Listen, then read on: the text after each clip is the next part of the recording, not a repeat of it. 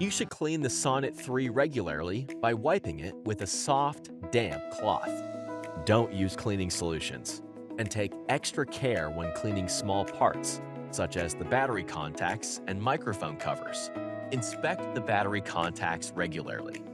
To clean them, use the provided brush and a small amount of rubbing alcohol, and then gently wipe them dry. Avoid touching the metal battery contacts. If the microphone cover gets wet, wipe it dry or replace it. Replace the microphone cover every 3 months or sooner if it appears dirty, or if the sound quality has worsened. Before placing the audio processor in the drying kit, you must remove the disposable or rechargeable batteries. Use the drying kit every night to allow Sonnet 3 to dry out completely.